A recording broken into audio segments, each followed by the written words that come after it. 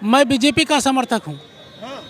2014 मोदी जी को वोट दिया और उसके बाद 2017 में वोट दिया। उसके बाद यहाँ मुख्यमंत्री बनते हैं योगी आदित्यनाथ जी। विधानसभा के चुनाव के दौरान उन्होंने 6800 पदों की लिस्ट निकाली थी। क्या वो कोई लव लेटर है? जब चाहे बनाए, जब चाहे फाड़ फेंक दें, क्योंकि रोजी रोटी ही मेन प्राथमिकता हर व्यक्ति की होती है। और हम लोग पढ़े लिखे हैं, कोई भिखारी नहीं है, और यहीं बैठेंगे अपनी नौकरी की ही भीख मांगेंगे, कटोरा लेकर नहीं बैठेंगे। हम लोग मंदिर नहीं जाएंगे। अब हम लोगों के मंदिर बना कर जो घंटा बजाने के लिए बोलते हैं, हम लोग घंटा बजाने वाले नहीं हैं। हम लोग नौकरी के लिए बैठेंगे। तो ये राम राज हमें नहीं चाहिए। तो ये तो राम राज वो सामंतवाद मनवाद वाला है। मुझे अम्बेडकर राज चाहिए, मुझे संविधान का राज चाहिए। और एक चीज़ बता दें, राम राज अगर ये कल्पना कर रहे हैं तो राम राज जो था वो राजतंत्र था, प्रजातंत्र नहीं था। मेरा देश आज़ाद है, यहाँ संविधान लागू है।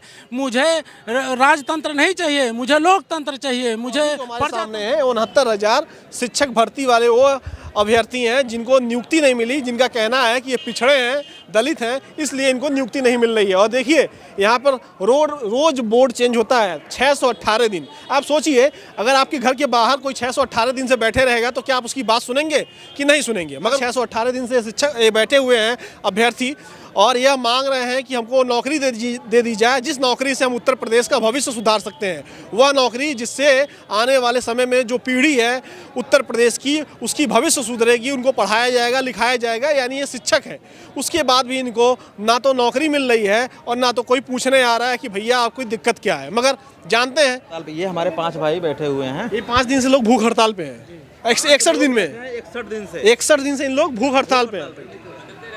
बदलते रहते हैं सिस्टम से। और कितने दिन? एक दिन रहेंगे? ये 24 घंटे रहेंगे। 24 घंटे रहेंगे और 5 दिन तक रहेंगे। 5 दिन तक? हाँ। और उसके बाद फिर दूसरे लोग आ जाएंगे? फिर दूसरे लोग रहेंगे। तो ये तमाम चीज़ें कर रहे हो, और 618 दिन इतना बड़ा दिन होता है। 2 साल लगभग समझ लो, 2 साल से लगभग आप लोग धरना दे रहे हो, सरकार सुनने को तैयार नहीं हो रही है। तो फिर अब क्या करोगे? हम अब संघर्ष करेंगे। हमारे पास जब तक हमारा नियुक्ति पत्र नहीं मिलता है, ये संवेदनहीन, भावना शून्य सरकार, पक्षपाती सरकार से हम चुनाव में देखेंगे कि क्या होता है। चुनाव में हम आप कह रहे हो पक्षपाती सरकार। हाँ। और सरकार घूम घूम के कह रही है सबका साथ सबका विकास। तो आपके सामने सब यथार्थ दिख रहा है भैया, हमें बताने की क्या जरूरत है? आप देख रहे हो, आप तो देख रहे हो, ये जनता नहीं देख रही है। जमीन पे क्या है ये आप खुद देख रहे हैं। लेकिन मैं ये विचार करता हूँ कि सरकार ने ही हमारी लिस्ट निकाली है, और सरकार के तत्कालिक शिक्षा मंत्री थे सतीश द्विवेदी जी, उन्होंने खुद विधानसभा में कबूल किया है कि आरक्षण भर्ती 69,000 में घोटाला हुआ है। लेकिन उसके बावजूद मुख्यमंत्री संज्ञान लेते हैं, हमसे मिलते भी हैं 23 दिसंबर 2021 को। और उसके बाद जो ट्विटर है अपने अकाउंट से अपना जो निकालते हैं कि 6800 शिक्षक भर्तियों को हम नियुक्ति दे रहे जा रहे हैं, विसंगति हुई है। और 5 जनवरी 2022 को हमारी लिस्ट निकाल दी जाती है। लेकिन सर आज तक जो मुख्यमंत्री साहब के अनुमति पर, आदेश पर लिस्ट आई है, अभी तक हमें नियुक्ति पत्र नहीं मिल रहा। सब लोग जान रहे हैं कि नियुक्ति पत्र नहीं मिला, 618 दिन हो गया। इसके पीछे कारण क्या लगता है, ये बताओ। कारण सर हो सकता है कि इनके अधिकारी हमें नियुक्ति नहीं देना चाहते, बेसिक विभाग के जो अधिकारी हैं। सर हम लोग यहाँ जो इतने दिन से बैठे हैं, 618 दिन से, मुझे तो साफ साफ इस नज़र आता है कि इस राम राज्य में कि पिछड़े और दलितों का कोई जगह नहीं। क्यों? ये ऐसा है, अगर होता तो जो सबका साथ है सबका विकास है उसमें हम लोग शामिल होते, ना कि यहाँ 618 दिन से बैठते।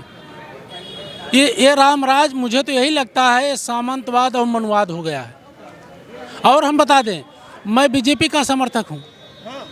2014 मोदी जी को वोट दिया और उसके बाद 2017 में वोट दिया। उसके बाद यहाँ मुख्यमंत्री बनते हैं योगी आदित्यनाथ जी। उसके बाद 2019 में फिर मैंने बीजेपी को वोट दिया था, और 2022 में जब 24 दिसंबर को मिलते हैं आदरणीय मुख्यमंत्री जी हम लोगों डेलीगेशन से, तो आदेश होता है कि 6800 पदों पे इनकी नियुक्ति दिया जाए। लेकिन नियुक्ति नहीं हुई, आचार संहिता लग गया। हम लोग उसके बाद फिर योगी जी को वोट दिए कि ये चयन सूची जारी किए हैं, और जब इनकी सरकार आएगी तो हमें नियुक्ति दे देंगे। मैं देखता हूँ विधानसभा में जब सवाल आप लोगों का उठता है तो सरकार ये कहती है कोर्ट का मामला है, कोर्ट में हो रहा है। और फिर सरकार ये नाती है कि हम इतने पिछड़ों को, इतने दलितों को रोजगार दे दिए हैं। तो एक तरीके से बताना चाहते हैं कि आप लोग जो मांग कर रहे हो, मांग आपकी गलत है। नहीं, गलत कैसे है? 6,800 की लिस्ट निकाल कर खुद साबित कर दी है कि इसमें गलती हुई थी। ऑन रिकॉर्ड ये अपने ट्विटर हैंडल से कुछ ट्वीट किए हैं। इनका शिक्षा मंत्री जो उस समय के सतीश द्विवेदी जी हुआ करते थे, वो आकर बोले हैं ऑन रिकॉर्ड, अभी आप देखिए कैमरे पे है। लेकिन उसके बावजूद भी विधानसभा में जब सवाल पूछा जाता है विपक्ष के द्वारा, विपक्ष सवाल लगातार पूछता है कि 69,000 शिक्षक भर्ती में जो बच्चे 5800 धरना प्रदर्शन कर रहे हैं और जिनके साथ 6800 जो धरना प्रदर्शन कर रहे हैं उनके साथ जो भेदभाव हुआ है, उस पर आपका क्या कहना है? उनको नियुक्ति कब मिलेगी? तो सरकार सदन में कहती है, डाटा देती है कि हमने इतने पिछड़े दलितों को नियुक्ति दे दी है। तो आपको नहीं लग रहा है कि सरकार तो मान ली है कि नियुक्ति मिल गई है, आप लोगों की मांग अगर 618 दिन से चल रही है और सरकार अभी भी मानने को तैयार नहीं है, तो आप कब तक मांग करते रहेंगे? तो अगर सरकार ऐसा कह रही है तो जो उस समय विधानसभा के चुनाव के दौरान उन्होंने 6,800 पदों की लिस्ट निकाली थी, क्या वो कोई लव लेटर है? जब चाहे बनाए, जब चाहे फाड़ फेंक दें। तो ये ऐसा इन्होंने कर बच्चों के साथ क्यों गुमराह किया है? वो 6,800 की लिस्ट निकाल कर, अगर वो लिस्ट निकाले हैं उस पर नियुक्ति दें, नहीं तो आने वाले 2024 के चुनाव में हम लोग अपने गांव में जाएंगे, अपने जिला में जाएंगे, इनके जितने लोग नेता लोग वहां जाएंगे, रैली करेंगे, अपने सगे संबंधी अपने नात रिश्तेदार से मिलेंगे और बताएंगे कि इनको खदेड़ा जाए यहाँ से, और किसी को अपने गाँव गलियों में नहीं घुसने देंगे और 2024 में मोदी जी को नीचे गिरा देंगे। ये बताओ, आप लोग ये कह रहे हो सरकार के जो लोग हैं वह ये बात मानने को तैयार ही नहीं है बिल्कुल एक तरीके से, तो आपको क्या लग रहा है कि सरकार कहीं ना कहीं अब पूरा मन बना ली है कि आप लोगों को नौकरी नहीं देगी? और अगर सरकार ये पूरा मन बना लेती है नौकरी नहीं देगी तो आप लोग 5 साल तक क्या इसी तरीके धरना प्रदर्शन करते रहोगे? बिल्कुल, हम लोग पीछे हटने वाले नहीं हैं, क्योंकि रोजी रोटी ही मेन प्राथमिकता हर व्यक्ति की होती है। और हम लोग पढ़े लिखे हैं, कोई भिखारी नहीं है, और यहीं बैठेंगे अपनी नौकरी की ही भीख मांगेंगे, कटोरा लेकर नहीं बैठेंगे। हम लोग मंदिर नहीं जाएंगे।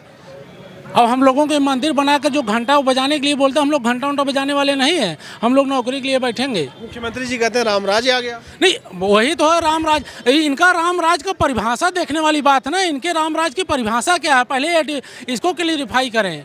अगर इनके रामराज में पिछड़ों दलितों का ये हो रहा है, इनके साथ भेदभाव हो रहा है, तो ये रामराज हमें नहीं चाहिए। तो ये तो रामराज वो सामंतवाद मनवाद वाला है। मुझे अम्बेडकर राज चाहिए, मुझे संविधान का राज चाहिए। और एक चीज़ बता दें, रामराज अगर ये कल्पना कर रहे हैं तो रामराज जो था वो राजतंत्र था, प्रजातंत्र नहीं था। मेरा देश आज़ाद है, यहाँ संविधान लागू है। मुझे राजतंत्र नहीं चाहिए, मुझे लोकतंत्र चाहिए, मुझे प्रजातंत्र चाहिए।